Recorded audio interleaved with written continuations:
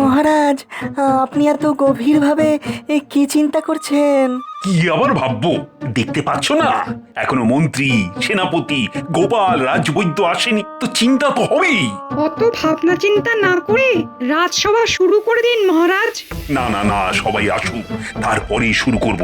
সবাই না আসলে কোনো কাজের কথা বলাই যায় না, তাই অপেক্ষা করি।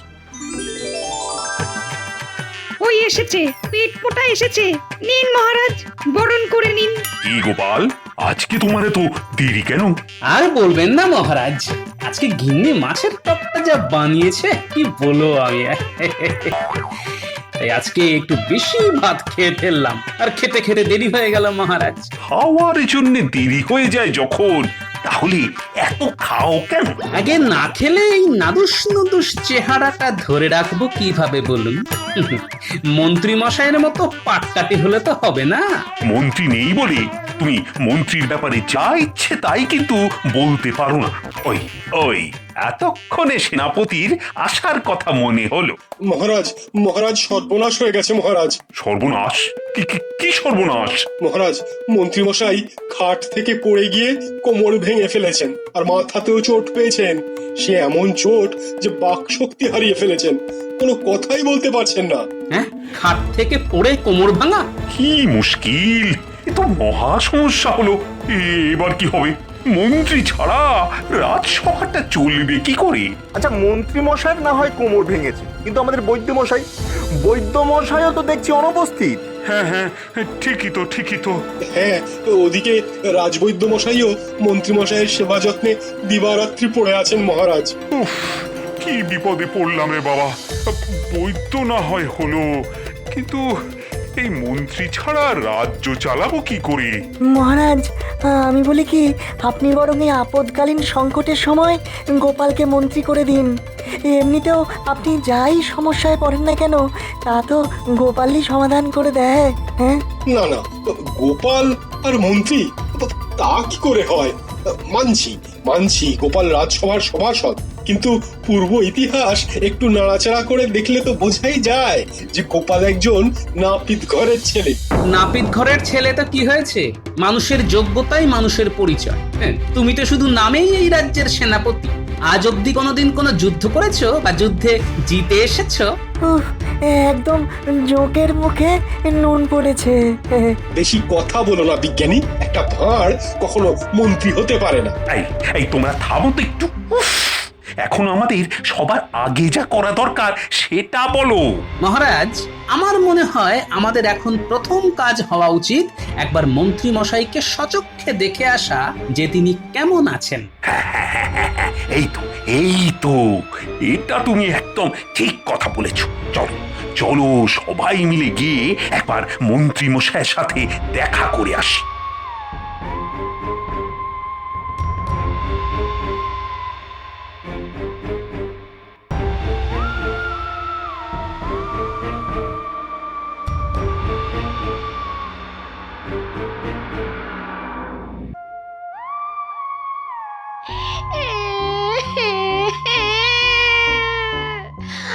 গো, তোমার কি হলো গো? তুমি কথা বলছো না কেন গো? ও গো,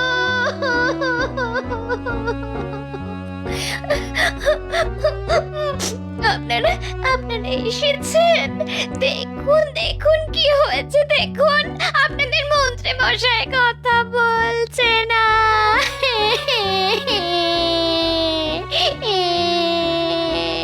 কি মন্ত্রী মশাই, কিছু তো বলুন। দেখলেন তো মহারাজ, আপনি দেখুন এবার আমি কি করব। কি, এই তো দেখছি মন্ত্রী মশাই বোয়াল মাছের মতন শুধু মাঝে মাঝে মুখ খুলছেন আর বন্ধ করছেন। এই ফাজলামি বন্ধ করো গোপাল, এই সমস্যার সময় তুমি মস্করা করছো। আচ্ছা বোমা, রাজবৈদ্যকে তো দেখছি না, তা উনি কোথায়? রাজবৈদ্য মশাই একটু দুপুরের খাবার খেতে নিজের বাড়িতে গেছেন। অনেক চেষ্টা করেছেন, কি যে হবে কে জানে। বলছিলেন সেরে উঠতে মাসখানেক তো সময় লাগবে। হ্যাঁ হ্যাঁ, তা তো বটেই। ঠিক আছে ঠিক আছে, তুমি কোনো চিন্তা করো না বৌমা। আমি তোমায় আশ্বাস দিচ্ছি যে যতদিন না মন্ত্রী পুরোপুরি ঠিক হচ্ছে ততদিন রাজবৈদ্যই রাজসভায় না এসে এইখানে মন্ত্রীর চিকিৎসারত থাকবেন। ধন্যবাদ মহারাজ। ও মন্ত্রীমশাই, মন্ত্রীমশাই, আপনার কি হলো মন্ত্রীমশাই? এভাবে আপনারা কাঁদবেন না, তাতে উনি আরো ভেঙে পড়বেন। হ্যাঁ হ্যাঁ, ঠিক বলেছ বৌমা, আমাদের ভালো কথা ভাবতে হবে। এটা অবস্থা দেখছি, তাতে তো যদি সেরেও ওঠে তাতেও তো কয়েক মাস। কিন্তু এই এতগুলো দিন আমি কাকে মন্ত্রী করব? মহারাজ, মন্ত্রীমশাইয়ের যদি আপত্তি না থাকে তাহলে একবার জিজ্ঞেস করো না গোপালকে মন্ত্রী করবেন কিনা। হ্যাঁ, উনি উনি বোঝাতে চাইছেন না না, একদম না। এই দেখো তো মন্ত্রী বোধ হয় ইশারায় কিছু একটা বোঝাতে চাইছে। এই, কি চাইছে কি মন্ত্রী? উনি একটা কাগজ আর কলম দোয়াতে আনতে বলছেন, আমি নিয়ে আসছি। এই তো, এই যে, হ্যাঁ, লিখুন লিখুন। কি লিখেছে দেখি। মহারাজ, ওই পেটমোটা গোপালকে ভুল করেও মন্ত্রী হতে দেবেন না, তাহলে রাজ্যের অনিষ্ট হয়ে যাবে। যদি এই কদিনের জন্য কাউকে মন্ত্রী করতেই হয় তাহলে কৃষ্ণনগরের বিচক্ষণ বুদ্ধিমান ব্যক্তি ভগবানকে মন্ত্রী করুন, যে যথেষ্ট বেশি মাথায় বুদ্ধি রাখে। না না, গোপালের থেকে আর বেশি বুদ্ধিমান কে হতে পারে? দেখুন, আমার বিন্দুমাত্র লোভ নেই ওই মন্ত্রিত্ব পদের জন্য।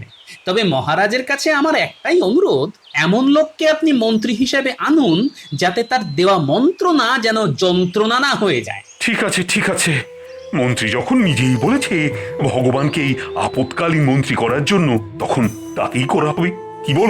কি বলো সভাসদগণ? ঠিক আছে সেনাপতি, তোমার উপরই তাহলে দায়িত্ব থাকলো। তুমি ভগবানকে আজকে বিকেলে আমার সাথে দেখা করতে বলো, আমি ওকে সব বুঝিয়ে দেব। আচ্ছা মহারাজ। বৌমা, তুমি তাহলে মন্ত্রীর খেয়াল রাখো, আর সঙ্গে তো বৈদ্য রইলই। দেখো, মন্ত্রী নিশ্চয়ই তাড়াতাড়ি সেরে উঠবেন। তাহলে আমরা এখন আসি।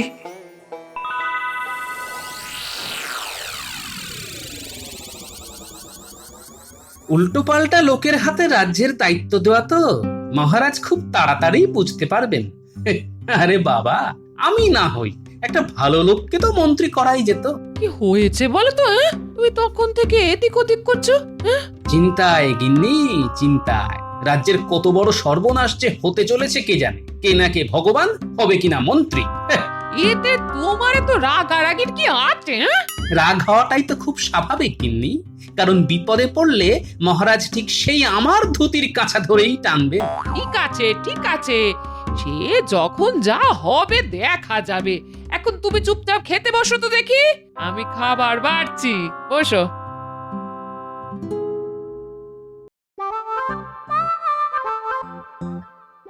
ও, আমি মনে হচ্ছে স্বপ্ন দেখছি।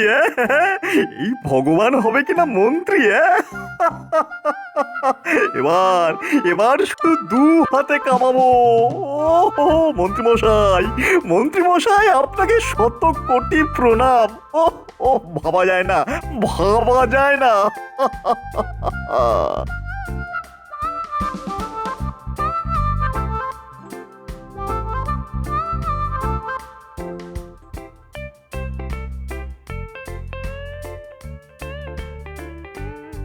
মহারাজ, ভগবান আপনার সাথে দেখা করতে এসেছে। ওহ, চলে এসেছে? তাহলে পাঠিয়ে দাও। আপনি আমাকে ডেকেছিলেন মহারাজ? হ্যাঁ ভগবান, শোনো, আমাদের রাজসভার মন্ত্রী এখন ভীষণ অসুস্থ, তাই তোমাকে ওর অবর্তমানে ওর পদ সামলাতে হবে। এ তো আমার পরম সৌভাগ্য মহারাজ। কাল তাহলে সকাল সকাল রাজসভায় চলে এসো, সেখানেই আমি তোমার নতুন মন্ত্রী হওয়ার কথা সকল সভাসদদের সামনে ঘোষণা করব। দেখো আবার যেন দেরি করো না। যথাজ্ঞা মহারাজ। তাহলে আমার প্রিয় সভাসদেরা, কি এবার তোমরা তোমাদের নতুন মন্ত্রীকে পেয়ে খুশি তো? খুশি মহারাজ, খুব খুশি। হ্যাঁ মহারাজ, বেশ খুশি। মহারাজ, আপনি আমাদের রাজ্যের প্রধান, আপনার সকল সিদ্ধান্তেই আমি খুশি। মহারাজ, আমার মনে হয় আপনার একটু ভেবে দেখা দরকার ছিল। আপৎকালীন মন্ত্রী হিসাবে গোপালই কিন্তু সামলে দিতে পারতো, কারণ আমরা দেখেছি গোপাল একাই 100। আর আমি 101। মহারাজ, আমি এই কাগজে একটা খসড়া তৈরি করে রেখেছি যে এই রাজ্যে গ্রামের মানুষের সমস্যা কি কি, কাদের বাড়িতে ইঁদারা দরকার, কোথায় সেচের জন্য পুকুর খুঁড়তে হবে, হ্যাঁ, কোন মাঝির নৌকা সারানোর টাকা নেই, এই সব। সাবাস সাবাস ভগবান, সাবাস। এই তো চাই, এই তো আমার মন্ত্রীর মতন কথা। তাই আমিও এখন সকল সভাসদদের সামনে এই ঘোষণা করছি যে আজ থেকে ভগবানই মন্ত্রীর পদে নিযুক্ত থাকবে, যতদিন না আমাদের মন্ত্রীমশাই পুরোপুরি সুস্থ হয়ে যায়। মহারাজ, এই মুহূর্তে আমার মাথায় আমি একটা কবিতা রচনা করেছি। রচনা করেছ যখন, তখন আর দেরি কেন, বলি ফেলো।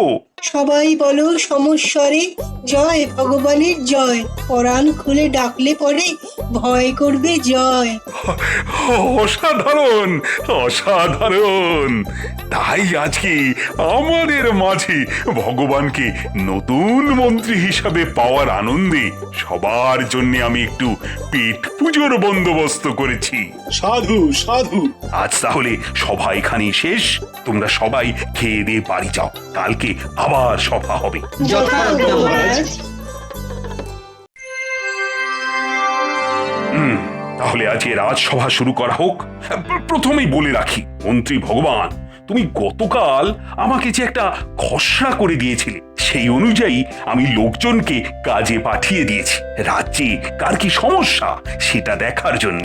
ধন্যবাদ ধন্যবাদ মহারাজ। মহারাজের জয় হোক। বলো সেপাই, কি বলতে চাও? মহারাজ, আপনার সাথে দুজন বণিক দেখা করতে চান, তাদেরকে কি পাঠিয়ে দেব? হ্যাঁ হ্যাঁ, পাঠিয়ে দাও পাঠিয়ে দাও।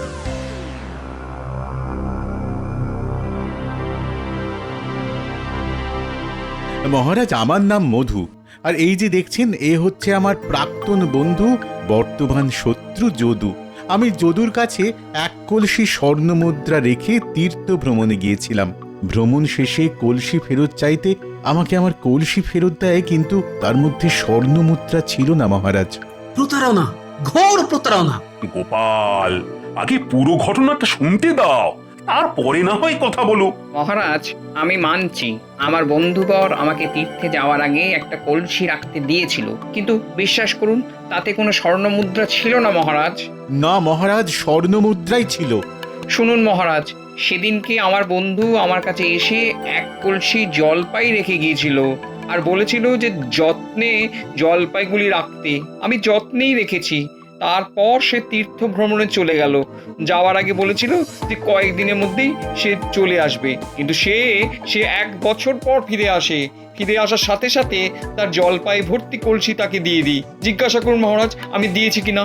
এই মধু তোমাকে এক কলসি জলপাই ফেরত দেয়নি? তাহলে তো তুমি স্বীকার করছো যে ও তোমার জলপাই ভর্তি কলসি ফেরত দিয়েছে, হ্যাঁ? তবে তুমি কেন বলছো যে এক কলসি স্বর্ণ মুদ্রা ছিল? মহারাজ, অনেক দিন ধরে যদু আমার সাথে একত্রে ব্যবসা করার কথা বলছিল। আমি তাই একটা পরীক্ষা করছিলাম যে বন্ধুর প্রতি বিশ্বাস করতে পারবো কিনা, কারণ ব্যবসার মূল কথাই হলো বিশ্বাস। তাই আমি কলসির ভেতরে স্বর্ণ মুদ্রা রেখে ওপরে কিছু জলপাই রেখে দিই, আর ওকেও বলে যাই যে জলপাই রেখে গেলাম। তারপর আমি তীর্থে তীর্থে ঘুরতে থাকি। বছর ঘুরে যায় ঘরে আসতে। এসেই আমি যদুর কাছে আমার কলসি ভর্তি স্বর্ণ মুদ্রা চাই। মিথ্যে কথা। ও এসে বলে আমার জলপাইগুলি ফেরত দাও। বলো, তাই বলেছো কিনা বলো। যেহেতু আমি ওকে স্বর্ণ মুদ্রার কথা বলিনি, তাই বলেছি জলপাই ভর্তি কলসি ফেরত দিতে। কি মুশকিল হলো বলো তো, জলপাই, স্বর্ণ মুদ্রা, আমার আমার মাথাটা তেমন ঘুরছে। কে কাকে ফাঁসাচ্ছে, কে সত্যি বলছে, কি মিথ্যে বলছে, কিছুই তো বোঝা যাচ্ছে না। মহারাজ, আমার মনে হয় আপনার এখন বিশ্রামের প্রয়োজন। হ্যাঁ, আচ্ছা আচ্ছা, তোমরা দুজনে কালকে এসো। হ্যাঁ, কাল এর বিচার হবে। না, আমাকে যে করেই হোক এই সমস্যার সমাধান করতেই হবে। কদিন ধরে বেশ অপমানিত হয়েছি। মানছি আমি নাপিতের ছেলে, কিন্তু সেই নিয়ে এত কথা না। আমাকে এক্ষুনি মধুর বাড়ি যেতে হবে।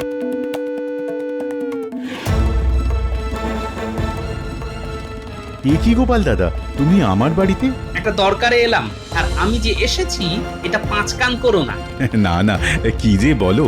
আচ্ছা, তুমি এবার আমাকে যদুর দেওয়া জলপাই ভর্তি কলসিটা একবার দেখাও তো। এই এই দেখো গোপাল দাদা। বাহ, সবুজ সতেজ জলপাই ভর্তি কলসি।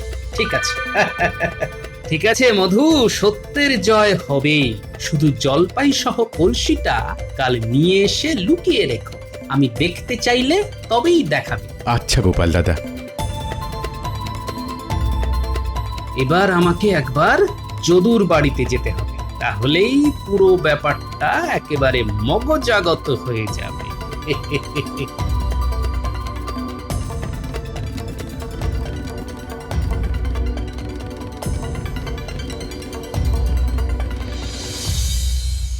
ওই গো, যদু আছো নাকি? এ কি গোপাল, তুমি আমার বাড়িতে কেন এসেছো? না, একটু একটা ব্যাপারে কথা বলার ছিল। নিশ্চয়ই ওই কলসি নিয়ে কথা বলতে এসেছে। গোপাল যা ধুরন্ধর, একটু আঁচ পেলেই সব বুঝতে পেরে যাবে। না না না না না, আমি কোনো ব্যাপারে তোমার সাথে কথা বলতে চাই না। যা বলার শুধু মহারাজ আর মন্ত্রীমশাইকে বলবো। ঠিক আছে, যা তোমার ইচ্ছে, তোমারই ভালোর জন্য এসেছিলাম। না না, যেচে উপকার করতে হবে না, তুমি আসতে পারো। বাহ বাহ বাহ, কেমন তেলে বেগুনে জ্বলে উঠল। গোপালকে দেখেছো, কিন্তু গোপালের ফাঁদ দেখনি। টেরটা পাবে কাল তখনই। আজ রায়দান, ভগবান তুমি বলো যে তুমি কি ভাবলে। দেখুন মহারাজ, কাল রাত্রে আমি চুল ছেঁড়া বিচার করলাম। তাতে কথা শুনে আমার মনে হচ্ছে মধু মিথ্যে কথা বলছে। হ্যাঁ, মধুর কলসিরে স্বর্ণমুদ্রা ছিলই না। এই পুরোটাই ধাপ্পাবাজি করে বেশ কিছু স্বর্ণমুদ্রা হাসিল করার চাল মাত্র। হ্যাঁ, সাধু সাধু। না মহারাজ, আমি সত্যি সত্যি মিথ্যে আমি শুনতে চাই না। তোমার কাছে কি কোনো লিখিত প্রমাণ আছে? তা নেই। বন্ধুর বিশ্বাসের পরীক্ষা নিতে গিয়ে আমার এমন শাস্তি হবে আমি কল্পনাও করতে পারছি না। শোনো, ভগবানের কথা আমার যথার্থ মনে হয়েছে। মহারাজ, আমাকে যদি একটা সুযোগ দেন, তাহলে আমি প্রমাণ করে দেব যে মিথ্যা বলছে যদু। হ্যাঁ, সে কি? খাতা কলম ছাড়া তুমি কিভাবে প্রমাণ করবে গোপাল? তাহলে শুধু দেখে যান। ভাই মধু, তুমি সেই জলপাই ভর্তি কলসিটা কি এনেছো? হ্যাঁ গোপাল দাদা, এনেছি।